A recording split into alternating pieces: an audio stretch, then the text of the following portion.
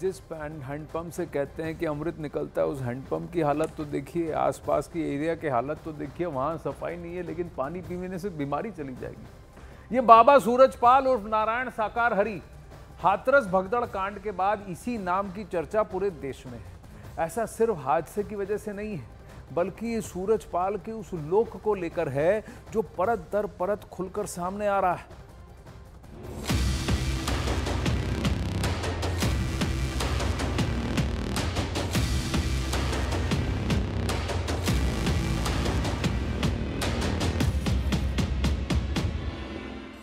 भगदड़ कांड के विलेन की कहानी।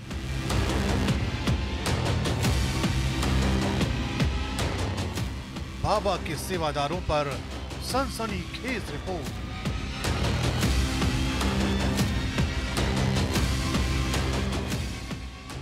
खुल गई बाबा की सुरक्षा की सीक्रेट फाइल।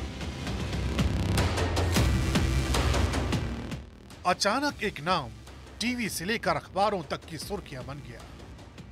सूरजपाल जाटव उर्फ नारायण साकार हरि। न्यूज 18 इंडिया के हाथ लगी एक्सक्लूसिव जानकारी के मुताबिक बाबा की सुरक्षा में तैनात लोगों को बाकायदा कोड वर्ड से जाना जाता था।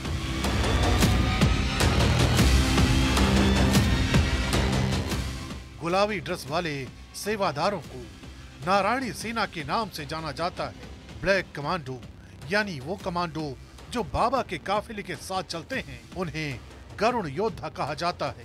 सर पर टोपी लगाने वाले और ब्राउन ड्रेस पहनने वालों को हरिवाहक कहा जाता है। बाबा सूरजपाल की सुरक्षा में तैनात इन लोगों को बाकायदा सेना की तर्ज पर टुकड़ियों में बांटा गया है।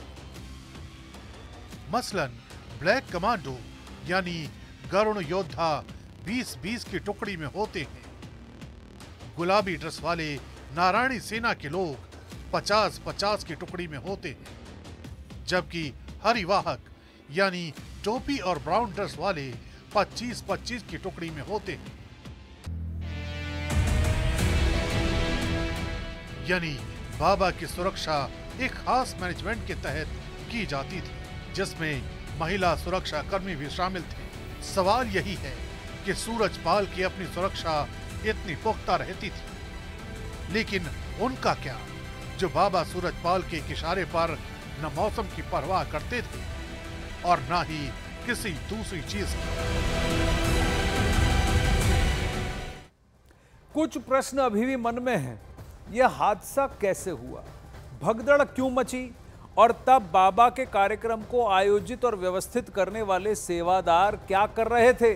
पुलिस इसकी जांच कर रही है, लेकिन इस बीच CNN न्यूज 18 ने इसकी पड़ताल की। हमारी टीम ने उन आयोजकों और सेवादारों से बात की जिन पर उस दिन आयोजन को व्यवस्थित करने का जिम्मा था। सुनिए क्या कहते हैं। मैडम की क्या भूमिका रही आपकी आयोजन में, और क्या भूमिका सर ये रही कि हम इधर क्षेत्र में है, सिकंदराबाद से ऐसा बैठे थे 12 किलोमीटर से जी। तो सर हमारी जैसे कोई प्रोग्राम होता है, जैसे अभी अपनी कांवड़ यात्रा निकलती है, कुछ निकलती है, तो हम लोग अपने यहाँ गली में जल सेवा लगा देते, रात को उनके लिए ऐसी व्यवस्था करते थे जी।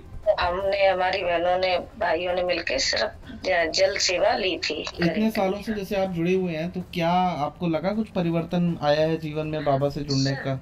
नहीं सर, ऐसा बाबा से कोई हम पर्सनल नहीं मिलते, ना बाबा तक पहुंच पाते हम जी। इतनी जब संख्या होती है, ये सब होता तो हम इतना ही भाग लेते हैं सर उसमें।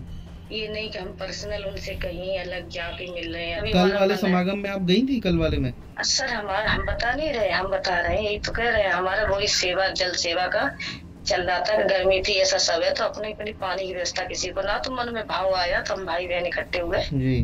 तो ये बात मतलब आपसे डिस्कस की, करने के बाद में। आपका कुछ जल का काम है सर? नहीं, जल का कोई काम नहीं है सर। अच्छा, वैसे आपने अपनी तरफ से मतलब किया? जैसे प्रोग्राम होता है, नाम भगवान जी का है, लोग मानते हैं, अंदर खाने से क्या था क्या नहीं था, ये तो किसी को जानकारी नहीं होती है सर। जी जी जी।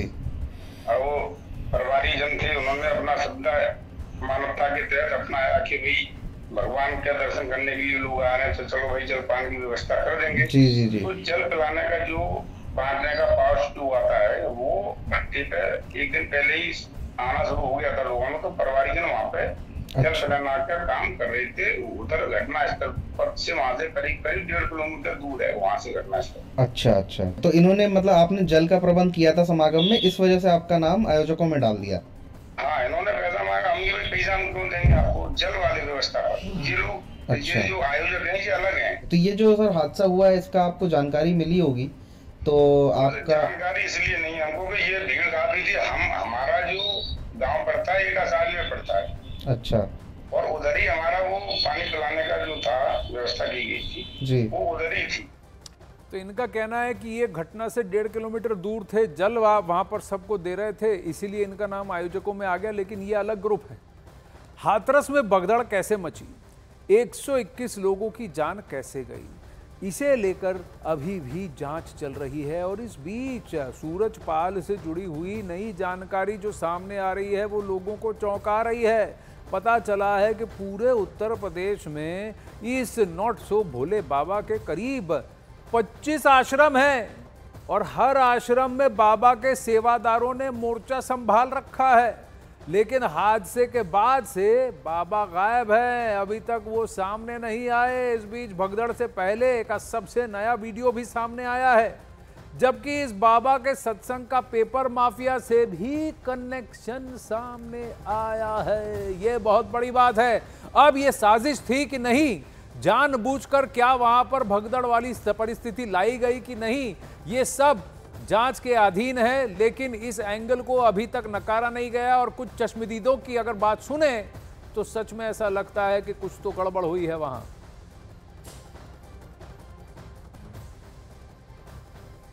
तो पेपर लीक से भी इसका कनेक्शन लग रहा है। ये सूरजपाल, इसके लाखों समर्थक थे। ये सिर्फ कहने के लिए नहीं बल्कि तस्वीरों में लोग इसका सबूत भी देख चुके हैं। लेकिन इतनी बड़ी संख्या में समर्थक होने के बावजूद ये बाबा कभी लाइमलाइट में नहीं आया। आखिर वजह क्या थी? बाबा का मोडस ऑफ ऑपरेंडी यानी काम करने का तरीका क्या था? कैसे इतने सारे इसने जुटा लिए? ये पहले समझने की आवश्यकता है। आजकल के जो बाबा हैं जो सत्संग वगैरह करते हैं उनका अपना यूट्यूब चैनल होता है, वो सोशल मीडिया पे बड़ा प्रचार करते हैं, वीडियो उनका अपलोड होता है ऐसे प्लेटफॉर्म्स पर, सोशल मीडिया पर। लेकिन इसका कोई यूट्यूब चैनल नहीं था, फेसबुक पर कोई अकाउंट नहीं था, प्रवचन भी ऑनलाइन नहीं, सोशल मीडिया से दूरी रखते थे ये बाबा। बाबा की कोई मैगजीन भी नहीं, कोई पैम्फलेट नहीं, कुछ नहीं। बाबा का कैमरे से दूर रहने का ये पूरा खेल था। और क्यों था ये बहुत बड़ा प्रश्न है। और बिना कैमरे के, बिना लाइमलाइट में आने के ये कैसे इतना अपना विस्तार कर पाया, ये बहुत बड़ा प्रश्न है।